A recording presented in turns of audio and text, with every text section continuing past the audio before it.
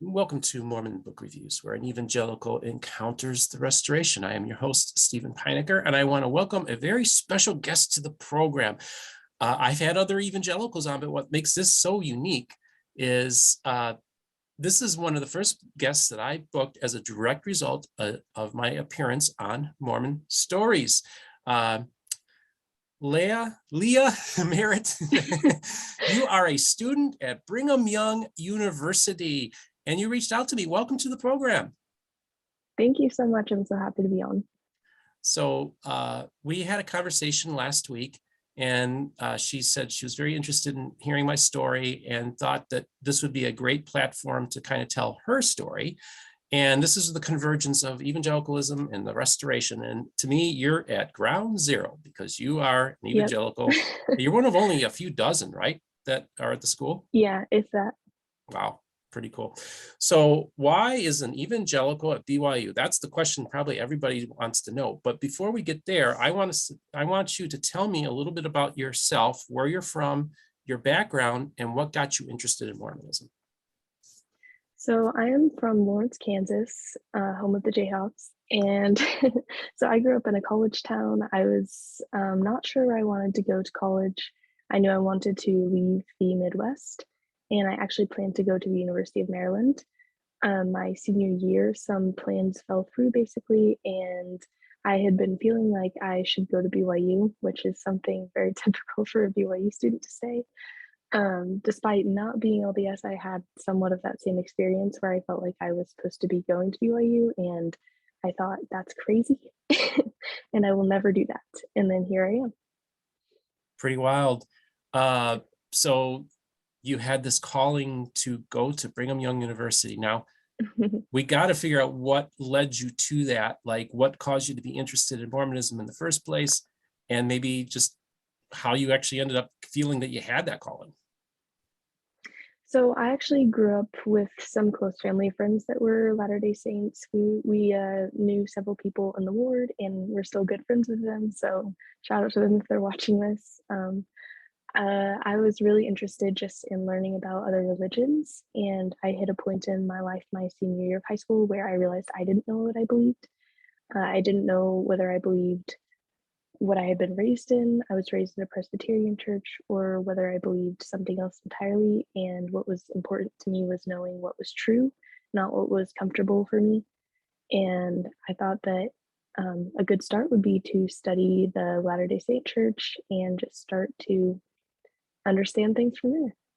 So you're in high school and you start studying Mhm. Latter-day Saint stuff. So the question I have is, this is interesting because like I said, Mormon Stories, and you reach out to me. And I think this is what you're all about. You, like me, really delved into the world of Mormonism and did a lot of research online, watched a lot of YouTube and listened to podcasts and read materials.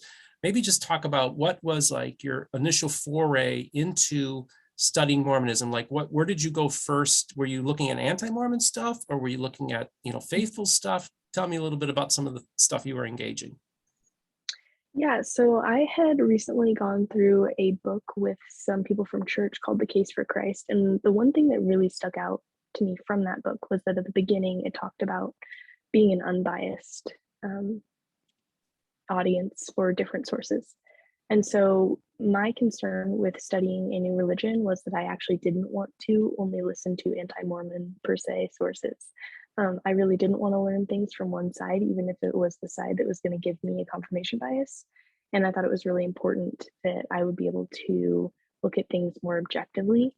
When I was first studying the church, I would look at some sources that were a Protestant perspective, looking at Latter-day Saints. I would also look at Latter-day Saint perspectives from church history videos, church historians, to Three Mormons is what it was called then, which is a kind of a church production. And what was your favorite Three Mormon? Who was your favorite?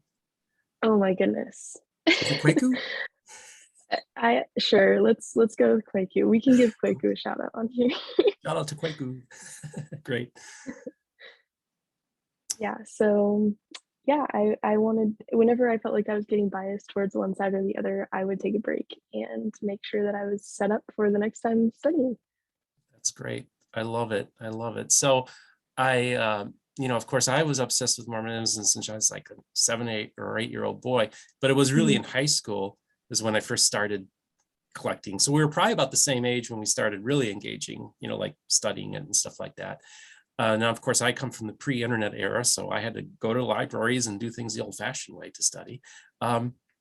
So tell me, when you were studying Mormonism, were there surprises, things that you weren't expecting, things that you learned about, maybe about the people or about the doctrine or about the church, that kind of stick out for you? Yeah, I think the doctrine, for anyone studying it, it's going to be a lot more complex than you would first expect, because I think most people in the United States have this view of Mormons that, oh, they're just really nice people. Mhm. And there's really so much more to the doctrine, obviously, than something as simplistic as that. I think that I was surprised by how polygamy was still an internal construct. I was surprised by how late Blacks were allowed to have the priesthood. And I think the deeper I went into the history, the more concerning things I found, which I think is the case for a lot of Latter-day Saints as well. And for me, that just wasn't something that I could get past. Believing in a God that would do something like that to people and command it is really something that I struggled with when I was looking at the different sides to the story. Mhm. So you're geeking out on Mormonism, you're very interested in the subject, and then you, for whatever reason, during this journey that you're on, you said you felt, now this is the thing, you had told me the other day, Presbyterian, in particular, Mhm, the Evangelical Presbyterian Church, and just to give the audience a little, that the Presbyterianism is part of the Reformed tradition, which is what mhm, John Calvin, and your particular branch of Presbyterianism would be considered conservative Presbyterian, not like the mainline Presbyterian Church USA, but more of a mhm, classically Reformed denomination. And so, and of course, within Calvinism or the Reformed faith is the idea of doctrinal rigor, getting the theology right.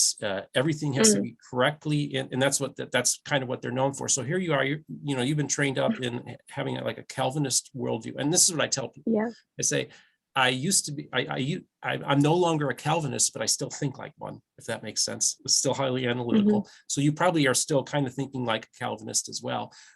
So here you are engaging Mormonism, and you are in a Reformed church. And how are Christians in your church? Do you tell them that you're doing this, and how do they respond to you when you say, "I feel called to go to Brigham Young University"? They did not know what to say. Most people in my church, and I think most Presbyterians in general, are not very oriented around what Latter-day Saints would call personal revelation. So that was actually new for me too. I had never really had experiences where I felt like I was called to anything in particular. I didn't feel like God had spoken directly to me about any of the decisions I was making, even though I did feel like I had a relationship with Him. And yeah, it was really crazy to suddenly feel like, oh my goodness, I think God is calling me to do this thing. And then it was confusing because I already had a couple of friends at BYU. And I was concerned that I would make a decision based on those friends, or that I would um, leave my community thinking that I had done that, which shouldn't have been a huge concern, but in the moment it really was. And my church, I think a good number of them actually think that I'm Mormon now. So I'm not, I'm not really sure. I haven't asked a lot of people in particular about it, but most of the response when I said I was going to BYU was, "Is she Mormon?" Kind Mm. of, they'll ask my siblings or my parents. My parents are like, "No, she's not." But we're a pretty private family, and so a lot of that doesn't really get spread around. It's Okay. more, "Oh, Uh, she's at BYU." And your parents were fine with you making this decision to do this? Yeah, my parents have always been very supportive. That's They did awesome. not understand it at first. Mhm, mhm. I think they were pretty confused, but they've been very supportive the whole time. That's really cool. And uh, so you feel this calling to go out to Provo. And so just Mhm. tell me about the process of, okay, uh, had you ever visited the campus before? Or like, tell me about your interactions with Brigham Young University before you became a student there. Mhm. I had never been to Utah before, Okay. actually. And Wow. so I graduated in 2018 from high school, and I flew out to Utah in late summer of 2018 to visit just to make sure that it was what I wanted to do. And at that point, I had already said no to the University of Maryland, and I was going to have to take a gap semester. So I had a little bit of extra time to decide what I wanted to do. My first time, I visited a very sweet family that had been in Kansas. They'd grown up with me a little bit, and then they'd moved out to Utah. They're still good friends of mine, and they picked me up from the airport, and we went immediately to Temple Square. Awesome. So it was the full experience. They got us tickets to see. It was Pioneer Day. We got to see the Motab perform on Pioneer Day, like bottom level in the conference center. Oh, wow. Yeah, so it was a crazy experience to have read about a lot of these things and then suddenly be here. And I think the beginning, it takes a little bit to be humbled and realize I really don't know what I think that I know, and there's really so much more to this world. That's right. So tell me about your first time you walk on the campus. What were your impressions? Um, Really, the only thing that I remember is that I was wearing a dress that was short, and I remember feeling judged. Ah, And it might have just been in my head, but there are definitely judgmental stares that I get even still if I wear something that's slightly outside of dress code on campus. You definitely get stared at if you're a female. oh, wow. Wow, interesting. So, okay, so then you decide you're going to start attending. So tell me about just what was the process of your first day of school and meeting new friends and roommates? Just talk about that. Yeah, so I have had a lot of different roommates. My first roommates in the dorms were very nice. We weren't close friends. We haven't stayed friends really because we just had very different schedules, very different lives. But we were living in close quarters. My freshman ward, which I was very involved in because when you're in the dorms, you know, you have a couple of halls from one dorm or in a ward with a couple halls from a different dorm and then a couple halls from a boys dorm. Uh, so it's all very connected geographically and even more closely so than it is in larger communities that have wards. So we were all involved in a lot of activities together all the time, and some of those people are still my close friends that I hang out with. And so overwhelmingly, like my freshman ward was a really good experience. I had the missionaries come probably like day two. I feel like I don't remember exactly. It was sister missionaries. They were pretty consistent and they would come, I don't know, once a week. They would knock on my door when they were walking through the area. And that first group, we didn't really have any deep conversations about anything. It was mostly like, oh, it's so cool that you're here. Is there anything we can do for you? And then I don't think they ever really taught me because it is kind of weird in like a dorm room. They can't really sit down and like teach you a lesson like they normally would. Um, the freshman dining hall is the worst. Anyone that goes to BYU knows about it. And I think one of the absolute worst parts for me was that on Sundays it's only open for like 6 hours the whole day. And for people that have a meal plan where like that's your only place to get a meal, that's kind of rough.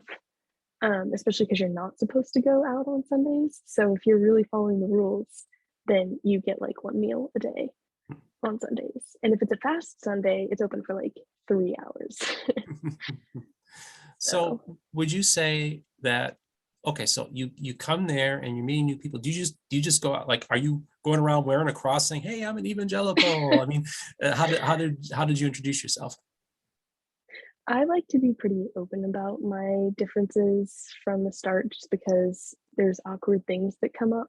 There's been a couple of times where I've kind of been like not telling people just to see how long it takes them to realize because I do know a lot about the LDS church. I can act it, I can speak it, I can pray like it. And so, um, yeah, it's not hard for me to pretend, but I prefer to be honest with people. And I think that, you know, it's better that way. But I think my first day in the dorms, I told a group of girls that I was hanging out with that I wasn't a member, and their reaction was, "That's so cool. Have you met this other guy in our ward? He's not a member either, and you guys could date."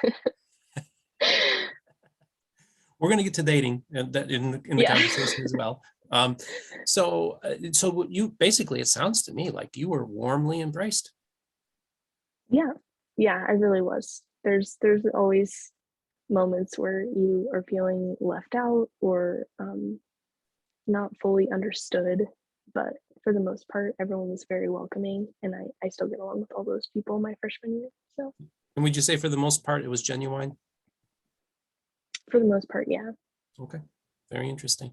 So let's talk about your study. So what did you come to BYU knowing what you were going to study, or tell me about your process of what classes you take and what your major is? Yeah, so I came to BYU when I was applying. I thought that I was going to be an international relations major, and BYU actually does have a very good program for that. Um, I when I visited the campus, I visited like IR stuff, buildings, and kind of thought that that would be my life. Um, I actually spent 3 months in Spain during my gap semester before I came to BYU. And during that time, I realized I was not following international politics in the slightest.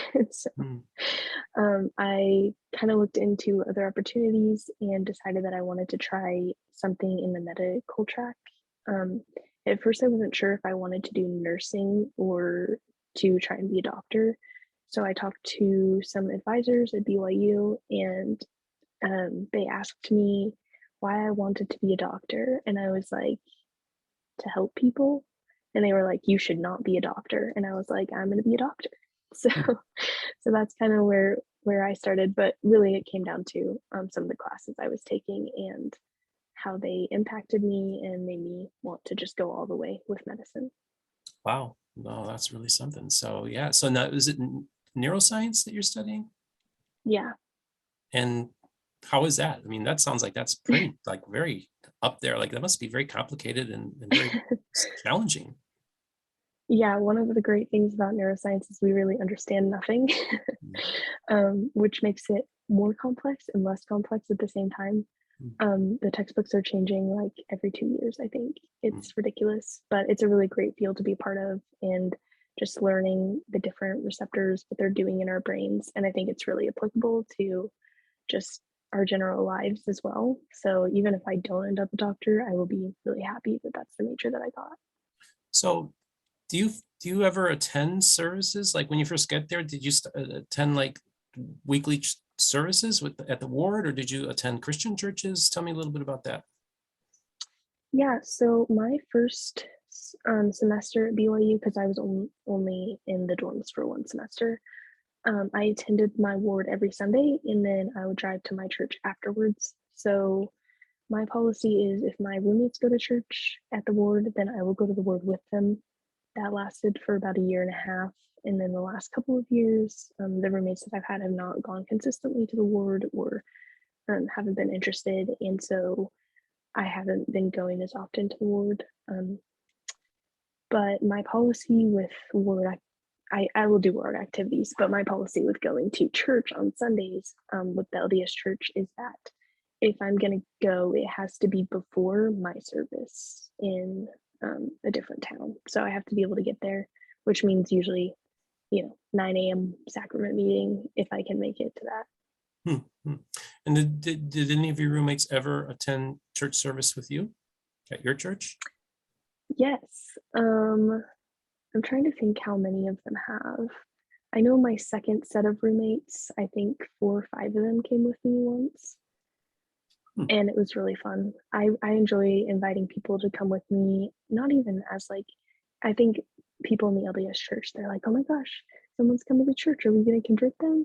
And for me, it's so much more about like just having an open interfaith conversation. And I think that's important to having a deeper understanding of the scriptures because, Latter-day Saints and Protestants both believe that the Bible is scripture. So I think that having that interfaith conversation really starts with even understanding where the other person is coming from. And a lot of the times, the culture at BYU is if there's a non member, how do we get them to church? How do we explain to them what we believe? How do we tell them about the missionaries or put them in the member referral box? And I really like to kind of counteract that with just saying, hey, like I will experience your religion and I take all your classes and I meet with the missionaries. Would you also come with me? Because when the LDS Church is such a big part of our lives here at BYU, I think it's important also to understand other people's religious views when they're a non-member, so that you can kind of maintain a level of friendship that goes beyond like just what you both understand about the other person's religion. Hmm. Yeah, I like what you're doing, and it kind of mirrors kind of what I'm doing with the channel too, which is just to have conversations. And I think it's Mhm. important because there's a lot of people, a lot of evangelicals that like to, I'm going to go and save those Mormons, or they read like one or two anti-Mormon books and they think, I know more, I know Mormonism, blah, blah, blah. And they come in Mhm. there half-cocked, and they usually just burn out. They just fail because they don't get it. And I like the fact that you've Yeah. taken the time to do the research and study and read books. And speaking of books, why don't we briefly talk about some of the books, because this is a book review show. Maybe talk about some of the books that you have been influential to you, that you felt are good resources, and maybe you could even recommend to the audience. Okay, so one of the books that I really enjoyed, I had to buy it for a religion class. It's called Our Heritage, and it's just a LDS Church publication. I'm actually not sure where you can buy it. I know you can get it at the BYU bookstore, but it's a short book. It's really easy to understand, and I think it's it is from the church directly, so it's an accurate portrayal of some of the history as far as Latter-day Saints see it. Um, Obviously my triple combination. Awesome. I also have a quad, and several Book of Mormons in various languages, Great. that have been given to me. But the triple was from one of my first sets of missionaries at BYU. I was required to have paper scriptures, and I was like, that is expensive. Hmm. So when the missionaries are like, what can we do for you? I was like, scriptures. Great. So they were super sweet and gave me that. And then in Russell Ballard, Our Search for Happiness, this one is really interesting to me. I think it talks a lot about kind of the meaning behind um, LDS beliefs and kind of, yeah, I think there's a real big emphasis in the LDS Church on happiness. Like often the plan of salvation is actually called the plan of happiness. And that's something that gets lost sometimes when you're studying deep doctrine. So I think that was a really good book Hmm. to look at more of the motivations behind LDS beliefs. And then Bonnet and Brody, No Man Knows My History, which is a history of Joseph Smith. It's a really interesting book, one of the first kind of big projects that undertook LDS history. Yeah, yeah. Well, I appreciate you going over them. So, and just kind of talking about some of the, see, that's the key thing, right? A lot of the stuff you're looking at is faithful stuff, which Mhm. I think people need to understand that, you would not consider yourself an anti-Mormon. You would say you're a Mm-mm. friend of the Mormons, but Yeah. you're a Christian and you have your Mhm. beliefs, and you're Mhm. willing to say, okay, this is what I believe, this is where Mhm. I stand, but you can do it in a way that's in a Christian way, and not in a Mhm. trying to condemn people, or even like, do you even get into arguments? I mean, tell me about how some of the conversations you have go, because you say you're very assertive and you're a very strong person. Maybe just talk about some examples of maybe some arguments you got into or got a little heated or whatever, just whatever you're comfortable talking about. Yeah. Oh my goodness. I feel like I have a lot of heated conversations here, but not in an angry way. I've had a lot of deep discussions, and it does get heated because when you're talking about someone's religion and your own religion, those things are things that people are passionate about. And so even if they're not taking it personally, what you're saying, it's still going to be a deep and passionate discussion. So I've had a lot of those conversations with friends, with roommates, with the missionaries. And I think that honestly, they're incredibly productive as long as, again, you're not taking things too personally and you're really just um, mindful of the other person's position. If I feel like one of my friends is actually getting angry, then I back off and don't continue a conversation. But I think there's really something to be said for contention. Like the book of Acts says, contend for the faith which was once and for all delivered to the saints. Um, Now that I'm saying Acts, I'm like, is that wrong? But I think that's right. Um, and I think that that's just such an important part of having a faith, like being able to just have those deep and meaningful conversations about it and say, I think that what you believe is wrong, and it's not because I don't like you or I don't like how you live your life, but because I think that there's truth out there. And for me, I think one of the first things that I established when I was studying religion was that I believe there is truth. To me, it seems like a real logical fallacy if we say that truth doesn't exist or truth is just subjective, like based on everything we know about this world and through the use of science and everything. I don't think it's possible to say that truth does not exist. I understand that there are some people that think we may not be able to know it. But I do think there's a lot of amazing tools that we've been given in order to find what is truth. And so for me, I do love Latter-day Saints, but I also think um, it's important to share what I believe is true with other people, just like Latter-day Saints do. We have kind of the same views on that. And I think that's a place that we can connect and like have a conversation. Um, and again, sometimes it does lead to heated discussions. I can't think of any off the top of my head that have been um, super heated. I know one time one of my close friends, one of my roommates, was talking to me about I think it was like during quarantine. She probably remembers this. And there were a lot of Latter-day Saints, like um, they were making masks. That's what they were doing. And so I mentioned it and I was like, oh yeah, all the Mormons making masks. And it was not derogatory. Like it really was something I was seeing. And I just thought it was funny, but not in like a bad way, not in a like making fun of people way, just as like a good trait that Latter-day Saints have, is that they're constantly trying to help people. And it was right after that talk at General Conference about how we're not Mormons, we're Latter-day Saints, and you can only say these names and these names aren't allowed. And she was kind of like, do you mean LDS people, not Mormons? And I was like, no, because technically your prophet said you can't say LDS either. You can only say Latter-day Saints. And so we just have, sometimes there's things like that that come up that you have to be able to just like have an honest and open dialogue about things. And sometimes it does get messy. Like in that situation, I look back on it, I'm like, that was just kind of dumb. But there's also deeper discussions that we have that I think are just really important to be able to get into that stuff that's not comfortable. Yeah. And one of the things that really strikes me is, I tell people the conversations that happen off camera are actually more interesting than the cameras that happen on camera. But I also have background conversations with people who will never come on the program, but who have reached out. I mean, I have people reaching out to me throughout the world.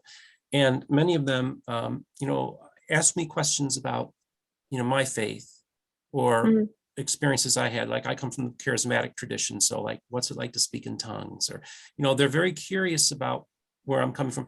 Do you have people come to you and just like are genuinely curious about your faith and your experiences, and maybe just ask like really, good questions, or that you could tell they truly want to know about your faith and what makes you tick?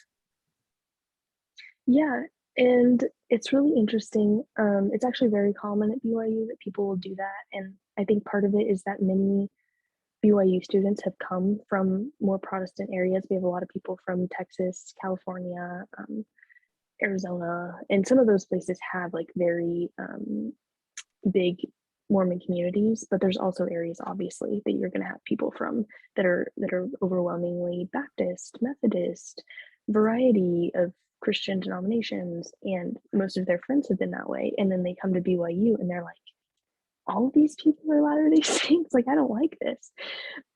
So I have had a lot of friends that just enjoy being around someone that's not homogenous, I think. And there is some difficulty to that because it does feel like you're constantly being asked.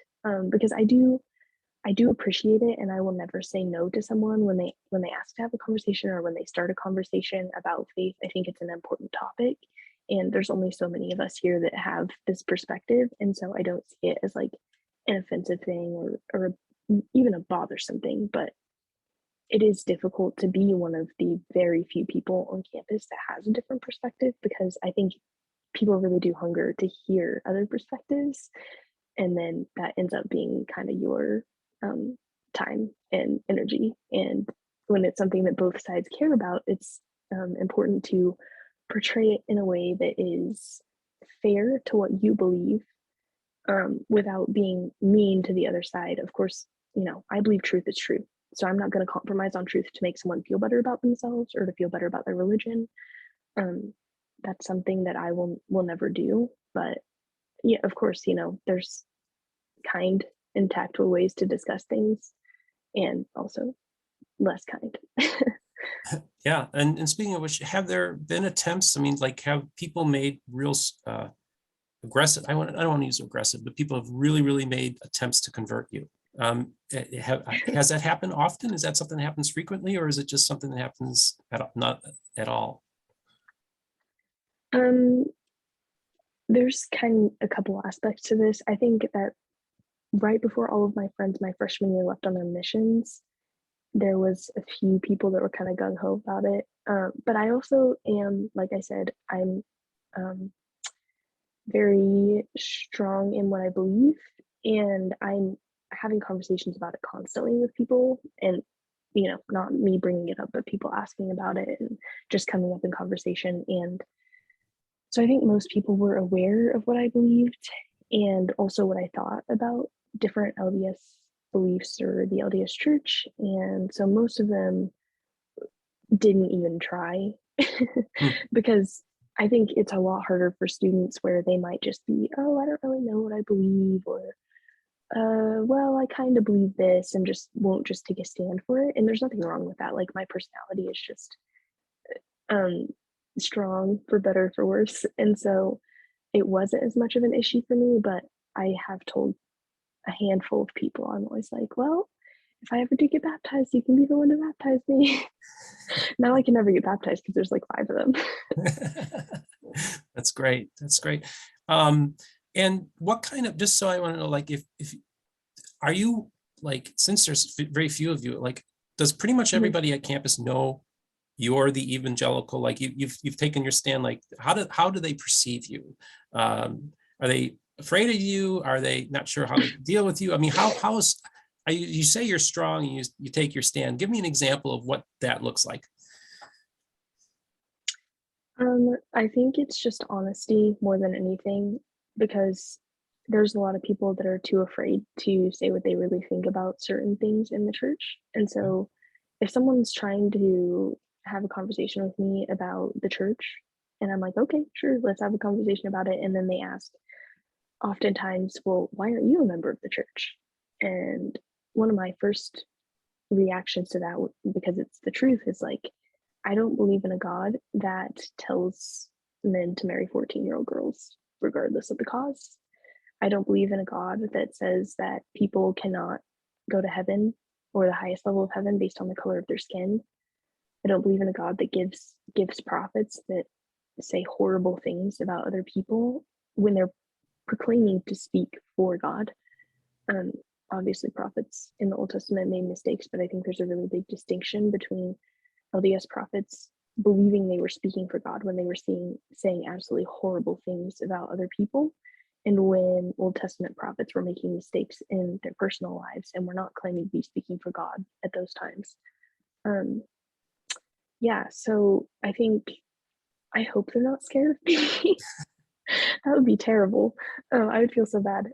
I think I think people know that I know what I believe, but I hope that overall, like, outside of religious discussion, outside of everything, that I believe in our differences and beliefs with all of my Latter-day Saint friends, like, I hope they just know that I love them, because, like, that is what we're called to as followers of Christ. And love is a, like, it transcends the any ideas we can put forth about religion. I think that our call from the Bible is to have a relationship with God, and I believe that that does come with certain things that are doctrinal, and there are certain truths that the Bible shares, and that I think are true, because I follow the Bible. Um, so I do think those are important, but I also try to put first here that a lot of the people here are hurting, and my job first and foremost is to love them. And sometimes that looks like being honest when I get asked a question about the LDS church and about my church. And sometimes that means like just sitting with people when they're having a really hard time and validating concerns that they have about their faiths or about, um, you know, struggles they're having, and inside and outside of religion. I think that's really just the most important thing we can do. I love it. And I love the fact that you're not trying to paper over differences, that you will state what you believe, but you're doing it in Mhm. love.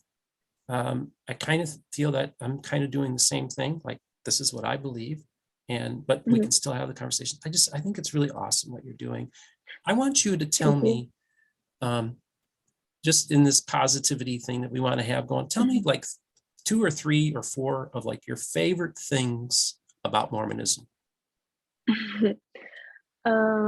Goodness. So I think that, it's hard because I don't want to make broad generalizations. Right. I would say some of my favorite things about my Mormon friends. I don't know, the institution or religion as a whole is not my favorite, but like my Mormon friends, I appreciate that. I know that they will always be able to help me. Like if I need a ride to the airport, or if I need some, something to bake or cook or whatever, I know I can always text one of my Latter-day Saint friends, and they'll be like, "Oh yeah, for sure, yeah, anything to help out." And I like that they have that sort of a culture. I think it's really sweet. It's a great community in many ways. I like that. Uh, I like that Mormons do have a zeal for God.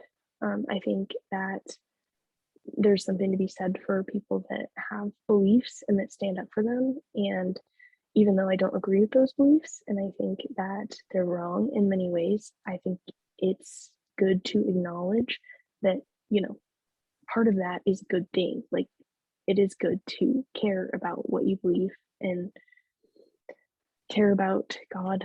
Um, I'm trying to think of a couple other ones. I like that.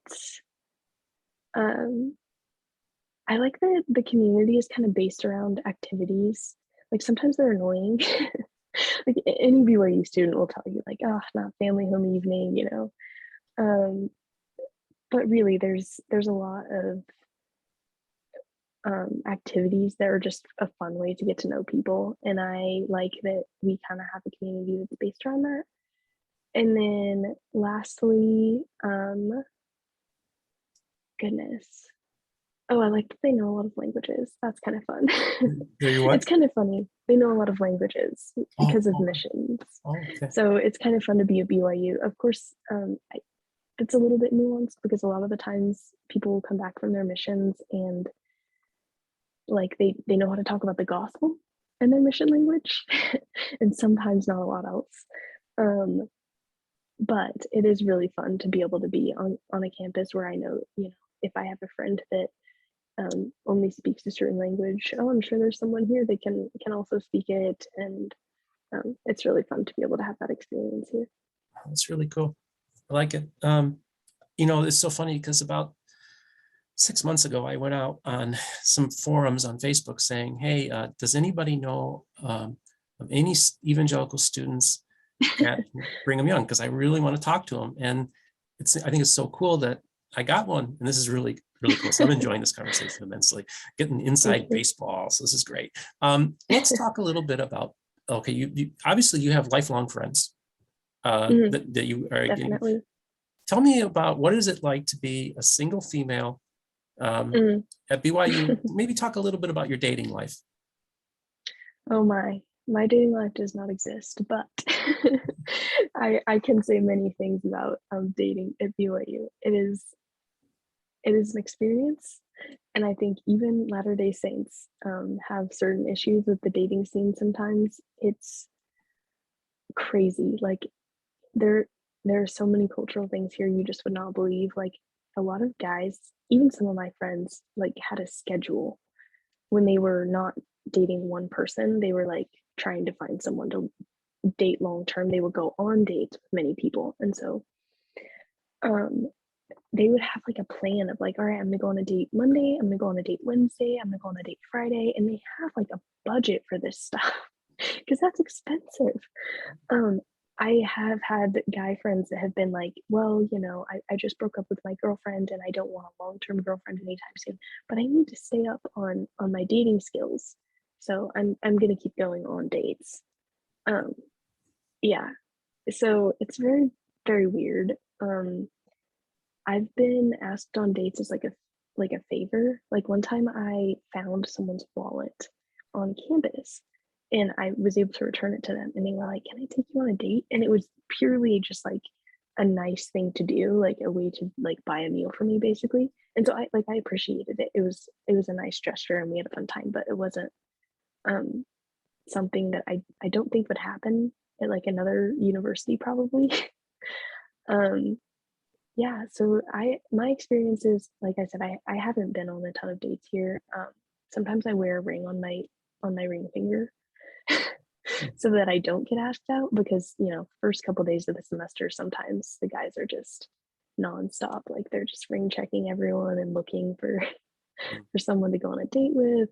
Um, yeah, but it's a really interesting scene. There's a lot of crazy nuances to it. And generally speaking, is it expected that the male is supposed to buy the meal if you're going out on a date? Generally speaking, yeah. I think it kind of depends on the person and on the couple, but usually first dates, guys will pay. Okay, okay. Hmm. Mhm. And do you feel like you were treated pretty overall, like respectfully by that Latter-day Saint youth men who are taking, do you feel overall the experience has been positive going on these dates? Yeah, I don't think I've ever been like disrespected. Of course, there's people with horror stories, but for the most part, I think that most Mormon men were raised to be respectful, and um, even if that's in a very traditional sense, um, some women might take offense to that. I think because they are like the people that will buy your dinner and open your door and things like that. But I can appreciate that, and I think that most of them have good intentions and they do a good job of being respectful. That's cool. That's cool. I'm glad you're sharing this. And then was there anything else you wanted to talk about your dating life before we move on to the next topic? No, I really don't have much to say. Although Mutual is fun. Mutual is the dating app specifically for Latter Day Saints, and that's one of the it's kind of a game here. Sometimes I've had roommates in the past that'll just be swiping on Mutual and Huh. trying to find people. So yeah, Oh, it's really interesting. that's very interesting. Um, so this is the other thing, folks. You're going to graduate from BYU and you said I'm going to be a proud alumnus of Brigham Young University. You're going to Yeah. wave your BYU flag proudly as an evangelical Christian, correct? Yeah, yeah. I am proud that I graduated from. Well, we'll graduate from BYU, hopefully, unless something changes. But yeah, I think that can be difficult for some people to hear. There's a lot of people that leave the church or have just been really, really hurt by BYU that are still members of the LDS Church. So I do want to be clear and say, like, I don't think everything BYU has done is correct. I do have massive issues with certain institutional things, but I also like, you know, we all kind of have that collective interest in the school, and I think even administrators, like, there's certain things that they have to work with that are just really difficult. Like it's really hard to run a school that's based on a religion and then try and make everyone happy because people are going to have different beliefs within that religion, and then people are going to have different ideas about how the religion should apply to education. um, so yeah, I'm very proud of the time that I've had at BYU, and part of that I think is just the fact that I've been able to do it because almost everyone I talk to are like, "Oh, really? Are you gonna actually stay? Like, are you sure?" Like a year in, and they're like, "Are you transferring yet?" Hmm. And no, I'm not. I'm not transferring. But I think overall, the reason that I would be a proud alumni of BYU in the future is that, um, I love the people, and sometimes the overall institution is frustrating, but the professors have been incredible, like so caring. I've been able to do research as an undergraduate student. I've never had a professor that wouldn't sit down with students and have like a personal meeting. Like even my freshman year, I had a professor that was a mother and a PhD. She had a baby. She was a professor. And I was like, how do you do that? So I just went up to her office and was like, is this possible? and she just was willing to sit down with me and talk to me about her experience, and was so sweet to me. And I think that's really like almost every single professor at BYU, and definitely everyone I've had any experience with, have been so welcoming and kind and willing to put time into the undergraduate students, because for better or for worse, I think that the LDS Church at least does teach that the youth are important, and that we should have a part in helping to raise them up, I guess. And that's something I really appreciate. We had talked the other day, and you had mentioned that you took some religion classes at BYU. Maybe just talk a little bit about your experiences in that endeavor. Yeah, I've taken all of my religion credits at BYU. I just finished up what might be my last religion class. It was actually an English class, but it was the Bible as literature. So yeah, if my professor's watching this, thank you. It was a great class. And I have had a lot of opportunities to just share my own faith actually in religion classes, because a lot of the times they will have projects at the end of the semester, and you'll be able to say like what you thought about certain things, or how you related to the scriptures that you studied in the class. So I've done some kind of like funny ones. Like I had one class on the Doctrine and Covenants, and frankly, I can't stand the Doctrine and Covenants. It's something that's really frustrating to me, and there's a lot of terrible things said about like women, and it's just really kind of sad to me, because it's supposedly coming from God. And so for that class, I made a artistic representation of the fact that I would go to the terrestrial kingdom if I died. And so I made a little like terrarium basically of like the terrestrial kingdom, like put myself in it as like a doll. And it's kind of dumb, but it was just a fun experience, and I hope it made some people think about the Doctrine and Covenants, which is what we were supposed to do. So yeah. You're engaging their text. You're reading their scripture. For sure.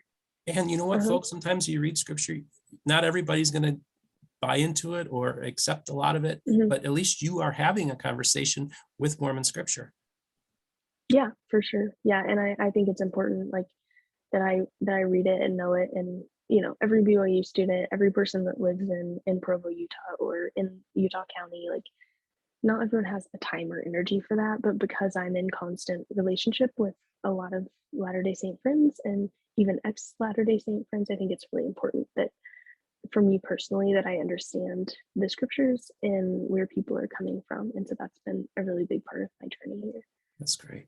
That's great. That's awesome. So now you are part of a group called Cross Seekers, which is a group, basically just a local group within BYU, which is for basically primarily like evangelical Protestant type kind of Christians. This is kind of your group, correct? Yeah, that's correct. And just tell the audience a little bit about what your group's all about. Yeah, so I just have become a co-president of this group. I have another evangelical student that's helping me with it. We have really just launched as far as activities and things go. I have been helping with an off-campus Bible study this semester that's been really fun to just invite all my friends to and have an open conversation about scriptures that we all believe in. But I'm hoping that Cross Seekers will be just a good opportunity for non-members on campus, specifically Christian identifying. Obviously, our leaders are Protestant, so we do come at it from a Protestant angle. But of course, we would never turn down Latter-day Saints who are interested, or Catholics and Orthodox Christians. And I'm hoping, that it can just be a place where we can get together and just study the Bible in a way that's more tailored to non-LDS people who only believe that the Bible is scripture, that we can have a deeper conversation and just be able to support the non-members of BYU, because like I said, there's very few of us, and out of those of us that are at BYU, there's an even smaller number that are Protestant. So And so that's great. So the name of the group is called Cross Seekers, and it's a small Mhm. remnant of evangelicals, if you will, that are Yeah. meeting. And what is just like a Cross Seekers meeting? What happens? What kind of stuff do you do? Do you guys just, like you said, you did Bible study, or is it like a meeting, or is it just more like a personal, sitting around in a circle having a conversation? Talk a little bit about that. Yeah, so we're still trying to get things off the ground with this group. We have communication with a lot of the members that or people that are interested in joining it. And it has existed for some time, but clubs were kind of shut down for COVID, so we're sort of reviving it. Um, like I said, I have been part of an off-campus Bible study because you cannot organize things like that on campus officially, Okay. if you are not affiliated with like some sort of club or something. So, Hmm. um, I mean, I'm sure we can have a small Bible study on campus without getting in trouble. I don't want it to come across as if like that would be shut down, but it's definitely something we'd want to do as like an official club. And so, um, basically becoming an official club means that we get to contact people more freely and just be able to serve BYU students in a way that's a little more official, which I really appreciate. Um, yeah, so hopefully we've talked to a lot of people about what we want to do for meetings, and honestly, there's not a lot of Protestant students, like I said, at BYU, so we will see how often we're able to meet. But um, I'm hoping that we can have a variety of activities. We've had interest in Bible studies, interest in having speakers come, and that's happened in the past. And we've just had really great support from the club's offices at BYU and the people that are all involved with getting it set up. So that's been a really good experience so far. That's great. Well, thanks for sharing all this. So I just wanted to ask you, Yeah. so last week, you see this evangelical who just plops into this world of Mormon stories. And what were your first impressions, and what made you decide to reach out to me? I listened to your first podcast on Mormon stories. I enjoy Mormon stories as a way to like hear different experiences with the church, because I am constantly hearing faithful experiences and I honor those, but I also want to honor the ones that were not as good and people who've left the church and just experiences that they've had from that, because I think that's a big part of our community as well. And so I was watching your episode. I saw the title that there's an evangelical on. I was like, no way. Someone else that's a nerd about the LDS Church is an evangelical. Yeah, so I was just excited to hear that you also have an interest in it and that you have a very interesting story with becoming atheist and then becoming evangelical again.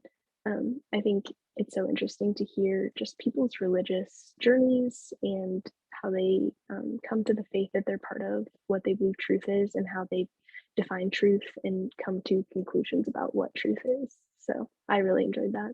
Oh, thank you. Yeah, this is, and this is one, and I think it's in part 5 or whatever. Well, I announced it in the end Hmm. of first, is that I really feel the Lord brought all 4 of us in this room. And Hmm. I felt like I had 20 subscribers on YouTube. And my friend said, "Are you going to ever tell your story?" I said, "Yeah, I'm going to go on this show called Mormon Stories, and I'm going to do like a 5-hour, actually turned out to be like a 10 or 12-hour interview, Yeah. and tell my whole story." It's like, I just knew I was going to go on. And, Hmm. and so there's a point where basically there's this acknowledgement that John Dehlin and I and the others in the room are almost like, maybe this was a divine appointment. And I kind Hmm. of think maybe you having a calling a few years ago to come to BYU, and then Hmm. you being in front of the camera, it's just amazing how the Lord can put things together. We didn't plan Yeah. this. You didn't know who I was a week and a half ago. And so Hmm. I don't know. I think the Lord brought us together. What do you think? Yeah, I agree. I think that God works through the little things. And I also appreciate that, that's something that has been emphasized as I've come here to BYU and also before BYU. I feel like God has opened my heart to understand more that He does speak to us and He's put us where we're meant to be. And so even on the days where BYU can be really difficult in some aspects, I'm just happy that I get to be here, that I get to love the people here. And man, obviously I'm not perfect at that. There's there's days where I do a really bad job of it, but if I can just be there for even one or two people here and understand them from the perspective of what they've been through in the LDS church, whether it's been positive or negative experience, then that's just all I can really hope for. You love the people and you love Mhm. the school and that you are going Yeah. to graduate from, hopefully. And you just have this great appreciation. And, I think it's just great because I think the approach you're taking is the right approach. I think it's the Christian approach. I Mhm. think that I want to honor you because in one sense you kind of have your Thank own you. ministry. It's become, and you may not call it a ministry, and I don't even like to use that word myself. But the idea is that just being a Christian and being a light and standing where you're at and just being able to do it. I think I'm blessed by what you're doing. I think your story is so Thank awesome. you. Um, Before we wrap this thing up, was there anything that you wanted to, anything we didn't cover that you'd like to cover, or any last words you would like to say to my audience? I think I would just say to Latter-day Saints, like, thank you for often welcoming people of other faiths and being willing to listen. I hope that I can encourage Latter-day Saints to have more of an open conversation with other faiths. I think so part of my experience at BYU has been that people are so concerned with me hearing about the faith of Latter-day Saints that they don't even listen to what I believe, or they are interested in hearing from my perspective. And of course, there's been many people that have done the opposite of that and have been interested. But I think just as an encouragement, if truth is truth, then we shouldn't be scared to have discussions with other people. And if what we believe is truth is not true, then maybe we should be less scared of finding that out and more scared of not being um, in the right with what we believe truth is. Because I think if you are a religious person, or if you aren't even, I think truth is a really important concept, and we need to strive to understand what it is. That's the whole concept of science. And I think it also applies in the spiritual sense. I think it's important that we acknowledge we have a spiritual side, and that we seek to know what the truth is spiritually in our world today. And I would also encourage evangelicals or Protestants, anyone that's a Bible believing Christian. I would encourage you to also engage with other faiths, and just to do it with love. Truth is important. I don't think we should ever compromise truth, and I don't think from either end of the story it's productive to pretend like we don't believe a certain thing, or compromise what we believe to make other people feel better about what they believe. But I also think it's really important that let everything you do be done in love. And so when we approach each other, I hope that it can be done in love, and just with a heart that we're willing to just sit with people, to be with them, and um, just sit alongside them in the really hard things. And ultimately, if we never end up believing the same things about spirituality, like, God has that in his hands and he knows what he's doing. And um, yeah, but far be it from us to not love the people around us, and to not share truth in a way that is loving, and also um, accurate to what we believe is true. Leah Merritt, thank you so much for coming on today. It was awesome. Thank you so much for having me. It's been a pleasure. Great. So I just want to remind my audience to like and subscribe, and don't forget to hit the notification button for when a new episode comes out. Also, I'm going to leave a link to our Patreon page. So if those of you who'd like to financially support the channel, please feel free to do so. Just a reminder, the podcast is on Apple, Spotify, and Google. And actually, my producer, Anthony, called me up last night to tell me that we are actually on a few more, like Audible and a couple other ones. So we are expanding to basically all the major formats. So keep an eye out for that. My email is mormonbookreviews@gmail.com. Thank you so much again for coming on. I really love what you're doing. Thank you so much. It's really been a fun time. I hope my audience, whether you're evangelical, you're atheist, LGBTQ, across the spectrum, everybody's watching my show. I hope you got a lot out of this. And I just want to thank everybody for listening and all the great feedback I've been getting. And I will return those emails. My inbox is full from last week. I'm in the process of returning those emails, so you'll be hearing from me soon. You all have yourself a great day.